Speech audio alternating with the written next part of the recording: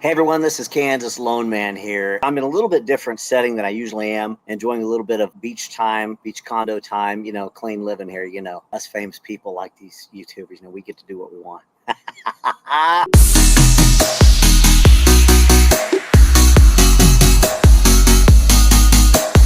Seriously though, we're going to talk about affordability of homes. I've been doing this thing a minute. I've seen a lot go on, and there's a lot of opinions on what kind of home you can afford, if it's percentage of income, if it's just sheer budgeting, what it is. And we're going to go over that today. You're going to want to hear this, and it's going to help you see what should you really use as a sale face for what you can afford when you're buying a home. All right, guys, roll the tape. When you adjust your income and you adjust where you choose to live in order that you can get your income in a place in ratio to the house price in the area you're choosing now to live in order to buy a house, then you put yourself in a position to do that. And it can still be done. And we still have people on here in their 20s that have bought homes and paid them off.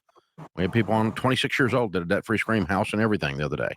So it still is being done, but it's a very I think it's as much it is mathematically tough right now. It is economically tough, but I think more than those two, it's just psychologically tough right now because there's I want to comment on this. This is absolutely true. Psychologically, it is tough to consider this. Economically, it's getting tougher. Prices are higher than they've been. I know in my neck of the woods in Wichita, the prices in the last 2 years are up 40, 50% in some places. Things that were much more affordable a year and a half, 2 years ago have become less affordable. Now we're catching up with the rest of the country. In fact, there was an actual list of the 50 least expensive places to live in the United States, and we were in the top 10. Now, 40 something. It's amazing. So not everywhere has went up like that, but the truth is, anyone on the coasts and in certain areas, you're feeling it. You've been feeling it. So this is crucial for you to know how much can I really afford to buy a house, and what is the best strategy to make it affordable to buy a house. This dark cloud over the subject of buying a house right now, and houses are selling, and houses have not gone down in value. There's still a shortage of housing. They've not gone down. They've gone up in value. Well, I mean, there was a time, 18 months ago, everybody said that there's a bubble. They said they were going to crash. I'm just going to wait till house prices come down. They're not going to come down. We told you, and they haven't come down. Yes. They've gone up. We told you this. We've told you and told you and told you and told you. So here's some good rules of thumb if you're buying a house. Don't buy a house, and we've said this for 30 years. This hasn't changed. And it'll help you get the house, by the way, until you get out of debt. Don't buy a house where you have to buy an extra bedroom for Sally Mae because you had a student loan so long you think it's a pet. You're sitting there with stinking car payments around your neck, a bass boat payment, and paying for last year's Disney vacation on your credit card, and you can't figure out why you can't afford a house. Well, I just told you why you can't afford a house. I don't disagree with the fact that we as Americans, we love our spending. We love to spend, but it's time to become a little more responsible. Here's where I differentiate on this. You still have to live through this, and you're going to have a housing expense whether you're buying or renting. So let me back that up again. You're going to have a housing expense whether you're buying or renting. Is it more affordable to buy or to rent? In most cases, it is still more affordable to own and buy than it is to rent. Either way, you have a housing payment. So this is something I differentiate on. We always want to roll the numbers. And if you legitimately are happy with where you're renting it, at a less expense of you buying the same type of house that's going to fit your family, hey, then stick with the plan on what you're trying to do to eliminate debt. I agree with eliminating debt. I just agree with doing it just a little differently, a little different set of timing and things with it. But I can't disagree that it's good to eliminate debt. I just don't agree that you should wait to buy a home till you're out of debt because you have a housing expense either way. Let's continue to listen. Thinking overspending. Well, I can go after Ford, but I can't go after Disney. The beach. What's wrong? That is It's funny. okay, go anywhere you want to go, but you're spending money you don't have to do crap you don't need to be doing. And you go in debt to do it, and then you're broke and you can't figure out why you can't buy a house. So first thing you got to do is clean up the debt. You get out of debt and you build an emergency fund of 3 to 6 months of expenses. No time in 35 years that I have said that formula did anybody like it. 100% of the decades that I've been doing this show, people went, well, that's not very realistic. No, but it's smart, because if you move in a house without an emergency fund, your hot water heater will go out. I don't disagree with the emergency fund. I do agree that you should have an emergency fund 3 to 6 months. Again, though, I still disagree with potentially being completely out of debt of everything before you buy a house, because it's unrealistic. A lot of times you're going to have a car payment for a while, depending on the stage of life that you're in, and you still have the housing expense to be concerned with. If you don't have a little money in the bank, though, I agree you should probably put a little bit of money in the bank. And if your debt is keeping you from doing that, then you need to get a hold of me and we can look at what it would take to get a house. Again, this is where I differentiate. I think a mortgage professional, a numbers person, let me rephrase that, a mortgage professional that is good with numbers, understands numbers, because all of us don't. Mortgage loan officers are not necessarily numbers people. They're salespeople. They're program people. It may not mean they're good with the numbers. You need someone that understands how to look at this financially, fiscally, objectively. In other words, looking at your bills versus what you have coming in, what you have going out, to allow you to help set this thing up properly and help you put a plan together, design a plan that works for you and your family to put you in a position to succeed in buying a home. It's not so much the timing of it is the plan of success, so that you actually have what you need to purchase a home. It's as simple as hey, if you can get enough money in the bank to have 3 to 6 months of a backup, I think that's a great thing. I think it's a wise decision. But there are ways to do that. You need to consult somebody. And if you consult somebody from a mortgage perspective, then you're going to get the buying house perspective, not just the, hey, you need to pay off debt, or hey, you need to have savings. Oh, no. It's about the whole picture here. Why are you doing this? To buy a home. We're discussing buying a home today, not having reserves and paying off debt. We're discussing on how to get you into a house. Let's continue to listen. It's going to get interesting real quick. And the next week, the roof will leak. You're going to learn about home ownership, baby. Murphy, if it can go wrong, it will come visit you. And if you want to do it really right, I'd love to see you put down 20%. Now, first-time home buyers, that's very difficult. A lot of first-time home buyers listen to Ramsey. We don't yell at you for putting down 5 or 10%. But here's the reason we say put down 20.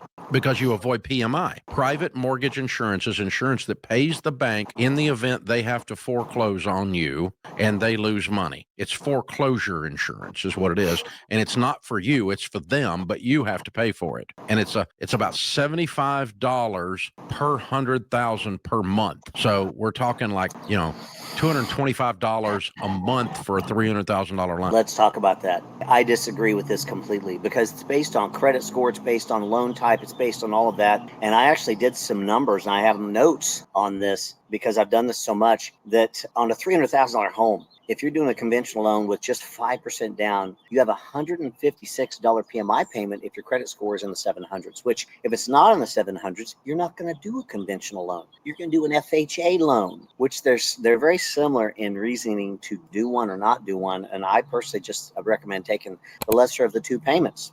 And there's a reason for that. We'll get into about the appraising of FHA and conventional loan homes another time. I just want to throw that tidbit out there. You're going to watch some videos on that if you want to search it out. We'll make one and have one on site for you. However, the PMI is not. It's actually $156 if your debt ratio is in line on a 30-year note. It's $109 on a 15-year note, conventional loan, which is what Dave's talking about doing is conventional loan. So it's not as much as you think. And every $10,000 you put down saves you $70. Is it really saving you? We'll go through this because, again, this is a strategic financial session. I don't disagree with putting 20% down if you got it and you've got money in the bank, you've got a ton of money laying around, it's fine. I'll even do you one better, though. On an FHA loan, PMI is $132 on a 30-year loan. If you're doing a 15, it's $94. $94. So $1,000 a year. So it's not so bad. Especially at every 10 grand, you only save $70. Let's keep listening, but let's keep things in perspective as we do. $225 a month for a $300,000 loan, just for the PMI. Nope. Because you don't put down 20%. So that's a big deal. Mm-hmm. Now, so that's why we tell you to do that. Now, we understand some of you are going to pay PMI, but I'm just telling you, you can't just automatically sign up for something that expensive and not know what you're doing, because it benefits you zero. It's for the bank. You are paying for the bank's insurance policy to cover them in the event you get foreclosed on. I totally agree with that. The PMI is a necessary evil. I don't get paid anything for that, so I don't want people on PMI necessarily. But there are strategies to combat the PMI. Right now, everyone buying a home, this is a two-step process. You know why? You're going to be buying around the 7% mark, give or take a little bit, no matter what, unless that lender is hiding the fact they're charging you an astronomical amount of percentage points to get a lower rate, okay? So no matter what, when rates drop, and I think we could all agree, the experts and myself as well, in the next couple, 2, 3, 4 years, worst case, rates are going to drop a couple percent. Guess what you're going to do? If you have any smarts at all, you're going to refinance to drop that rate down. Because, in 2 years, you're not going to have any principal paid anyway. You're not really extending your loan. You're not paying any more interest, really. You're actually saving money to give you a chance to either get a better position in your home, pay it off early, pay off debt, invest, whatever you want to do with the savings. And you're talking on a $300,000 house, $200 to $300 worth of savings. And at that time, you may even be able to get rid of PMI. And I can tell you how when that comes. So keep in touch with me on that. And it's not putting 20% down. You can still eliminate it very affordably. There are some things that are going to happen. Secret. We're going to keep that a secret for another time. Dave, keep going. Then figure out 25% of your take-home pay and never have a payment more than a fourth of your take-home pay on a 15-year fixed rate mortgage. Not adjustable rate, not a balloon. Have y'all noticed rates are going up? Why would you sign up for a rate that goes up? That's what your adjustment's going to be. That's just dumb. Don't do that. Well, they might go down. Yeah, they might go down. Then you can refinance. So you date the rate and marry the house. Yes. Right. Now, I preach dating the rate, marrying the house all the time. Here's what I do not preach. And I think this is 3X is wrong. Family Feud going up here. Gunshots in the air. Totally off. If you want to buy a home at 25% of your income on a 15-year, let me throw these numbers at you for a $300,000 house on a conventional loan. A 30-year payment, including taxes and insurance guesstimation for my area, would put you at a 30-year note of about $2,696 at a $300,000 house. That's including MI. That's at 5% down, okay? Because we're going with worst case scenario here. $2,700 basically. On a 15-year, it's $3,182, basically $3,200. Now, that's a $500 difference. Now, average income, let's say for a 2-income house, you both make 50 grand at 100. I mean, a lot of people are like, oh, I wish I made that much.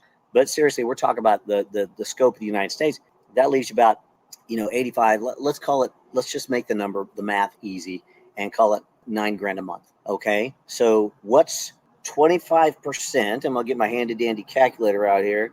9 grand, 25%. That's a $2,250 payment. Now, part of the problem with this is that you can't afford the house you want at that. On a 30-year, I recommend a 30-year, and if you want to pay it in 15, I can show you how to make that payment to do that. All right, let's keep listening. And if the rate goes down, refinance. There's your adjustment.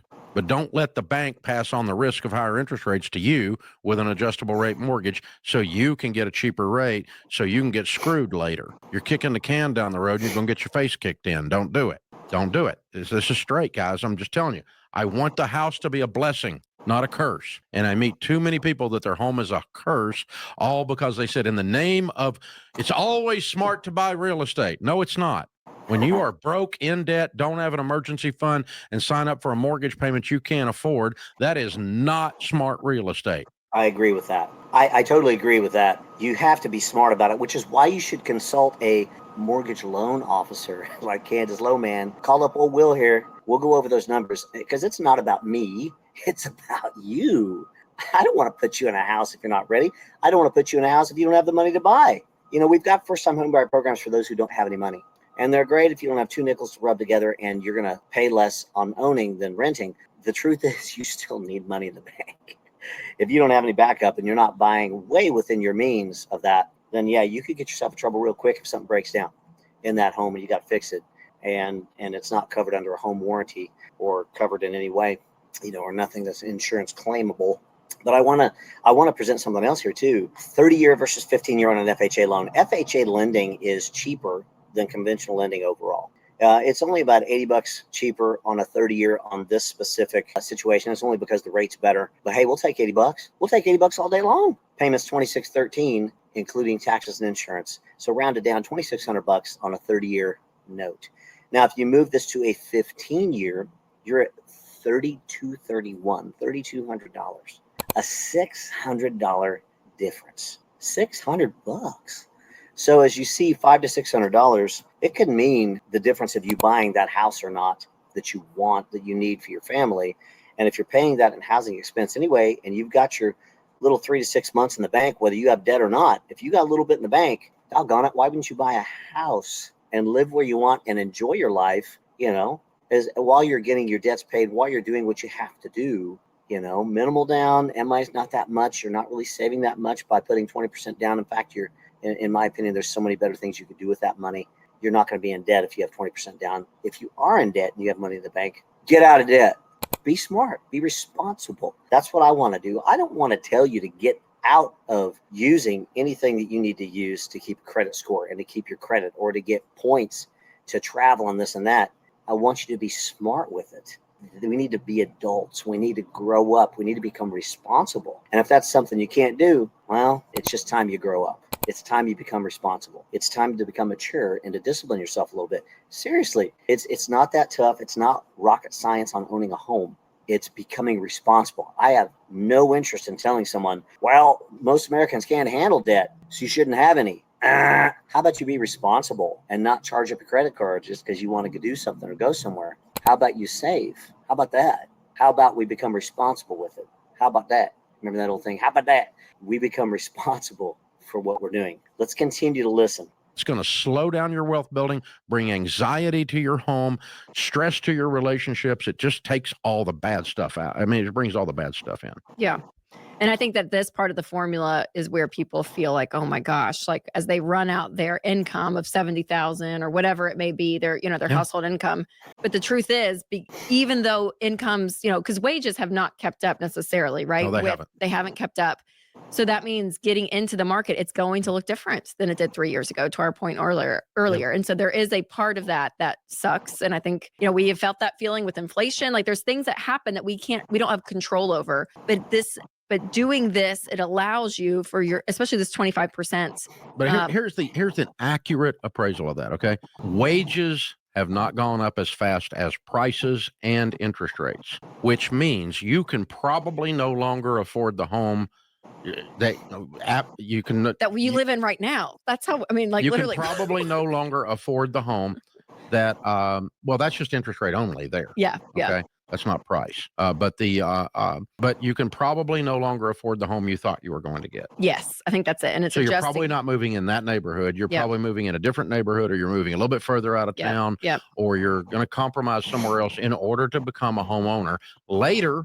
It's not like none of this is forever. Yeah, right. You can move again later when your income comes up and you make some equity on the purchase of the home. Yep. And because boys and girls, you never have a forever home. The only forever home is heaven. That's it. That's your only forever home.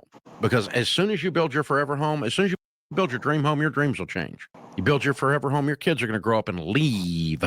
If you're a good parent, they're going to leave. And so then you've got this big old house, and there you go. So, okay. Yep. It all. I agree with this. It is true. Average right now, 7 to 10 years in a house. It was shorter than that.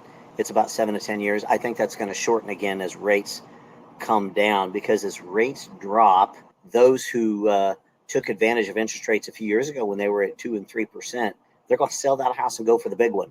Take that monster of $100,000 to $200,000 of equity that they've gained over the last 4 years, 5 years, and they're going to put it down on the next house, and then their house is going to come on the market.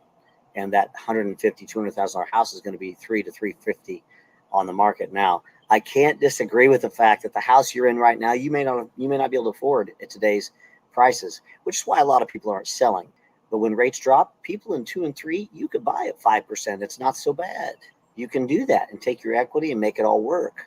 And there's nothing wrong with that at all. You call me, we'll talk about it, and I'll give you the ins and outs of what that equity is going to do for you on the payment, and if there's other things you can do to benefit you long term on that.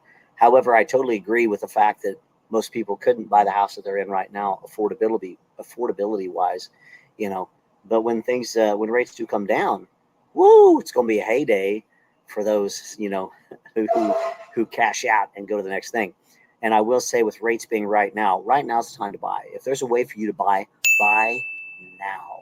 Marry the house, date the rate, refinance down when they drop, and take advantage of what's going to be a nice equity upward position when rates drop and more houses come on the market and people start fighting over them again like they have in the past. In a down market, what's considered a down or a troubled or a difficult market, those with money win. That basically is just saying those who are smart with what they do, they win. You buy a house now, 2-3 years from now, you're winning. You're going to refinance down. You're going to drop that payment $200 to $400, and you're going to increase your equity position just from owning 5 to 10% in my area, probably more in other places. So it's a great time to buy on a 30-year note so that you can actually afford a decent house. Otherwise, you are definitely not going to buy a house because it's not going to be affordable to you. And we can talk about what to do with the differences of that money to pay it off in 15 years and that. Get a hold of me. We've got some strategies for you that work. I want to listen to just a little bit more of this because I like some of the things that are being said. However, don't be led astray. Now is the time to buy a house. And so then you got this big old house, and there you go. So, okay. Yep. It all. You need to make sure you're on top of your closing costs. You need to factor in the other home insurance ownership costs. People act like you have extra costs when you own that you don't have when you rent. Maintenance, utilities, all this. And we always tell you to do a Fannie Mae, a conventional mortgage. FHA and VA are more expensive mortgages in fees and in interest rates than a Fannie Mae. I can't handle that. That is just not true. That is not true at all. The only difference is FHA has a funding fee that they put on a VA and an FHA loan. But VA loans have no PMI. And that's not something you're paying up front. Those funding fees are amortized over the loan. You're not paying it up front. It increases your payment literally a few bucks. So VA is the best thing going not because it's zero down. It is zero down for veterans. If you've not exercised this, we need to talk. But there's no PMI on that thing. So, yeah, I don't agree with that at all. The only difference between those two is those funding fees, which you don't pay out of your pocket up front. They're paid on a monthly basis and barely paid. And once we push your credit scores up, and once you get a good equity position in the home to where rates drop and you can refinance onto a conventional note and drop the MI, did you know in the first couple of years you can get refunded half of that funding fee to go against the cost for refinancing? Why aren't we talking about that? Same with FHA. So I totally disagree that is the best loan because it isn't always the best loan. It's situational. Your situation. What's your score? What's your debt ratio? What's the rates looking like? Is it a better payment? If you don't have 20% down, go with the better payment. We can raise your scores up. We can show you how to get equity in your home. When rates come down, you're going to have equity anyway because prices are going to go up. And then you can potentially get rid of that MI. Remember earlier I said I have a secret. I have a strategy to get rid of MI without putting down 20% when rates drop in a good market. Let's keep listening. And in interest rates than a Fannie Mae, the conventional mortgage. So do a conventional mortgage. And if you're going to get into this real estate market, now is a really good time actually to get in. Agreed. Yeah, if you're in this position to do it, do it. Do it. Yeah, and use one of our Ramsey Trusted Pros real estate agents to help you with that. Well, trusted real estate agents, they didn't say anything about loan officers. And here's why. Because a loan officer that knows the numbers may refute some of the things that they're talking about on the 30 or 15 year. I don't necessarily agree with the principles going down here at all. You should have a backup fund. You should have some money in the bank. You should also, whether you know or think you are ready to buy, and I've talked about this in a video of, are you ready to buy? And if you're not ready to buy, here's how you prepare to. And it was more about showing you that you're probably ready to buy and don't even know it or in a better position than you think. However, we need to talk about what your debt is right now, how to strategize on putting you in a position to buy versus renting, having that money in the bank to take care of it, and also looking at your budget. It's not even a percentage of income. That's so out the window to me. What is the most you can pay per month in your budget, including taxes and insurance. And that's what we look at. Now, I'm not telling you to max out your payment. I don't want you necessarily to do that, but look at your own budget. Look at your budget and look at having utilities, look at having those things. What's the most you can afford to pay monthly for a house, including taxes and insurance? And let's start there. And we'll backwards come into what kind of price you can afford to do that. If you can pay $2,500 a month, you're going to be close to a $300,000 house. But we're going to talk about your budget, because when you talk about the budget, people get a little bit more intense with this, and they actually get a little more conservative. I can approve you for a home payment up to 45% of your income in some loan types. Do I recommend it? Not at all. However, if you're in a 2-income household, that percentage of your income goes out the window if one of you can't be on the loan. If you all make $120,000 a year together, but only one of you has a decent credit score because of things in your past, and you're the only one that could be on the loan, I know fiscally your actual ratios are half of what it shows on paper because you've got 2 incomes into the home. There are so many things we can do, and doing a percentage of your income to say how much house you're going to buy, I see so many flaws with that. The practical application we want to use is what counts. Practical application of your budget. And if you ask me, compared to what you make, what you should afford, we can go over it, and I'll let you make the decision. I'm not going to tell you what you can afford. Only you know what you can afford. And if you don't know, we will go over it and we'll figure it out. And I'll let you all discuss. If you're married, if you're single, if you have a significant other, whatever, I'll let you think about it and discuss amongst yourselves, or just with yourself, have a heart to heart, and I'll give you my opinion if you ask it, but mainly it's about you. It's not about me. It's not about me giving you advice on how much you should spend. It's about what you feel comfortable, what your budget is, what you're paying now versus what you can pay versus what's feasible. It's all about you. So here's the takeaway from this: 30-year mortgages all the way. And we talk about how to pay it off in 15. And we talk about those strategies. Get with a loan officer, and I can do loans anywhere in the U.S. If you want to talk to me about it, I'd be more than happy to have a conversation with you. CandaceLowman.com, WillKingMortgage.com. You can get a hold of me there. My social media will be all over this thing. Reach out to me. Let's have a discussion on how much you should pay, what your budget is, and how to make it affordable as possible for you to be in a home now, because now's the time to buy. Everyone, thanks for listening in. We'll have more tips. Stay tuned for more videos on PMI. Stay tuned for more videos on affordability.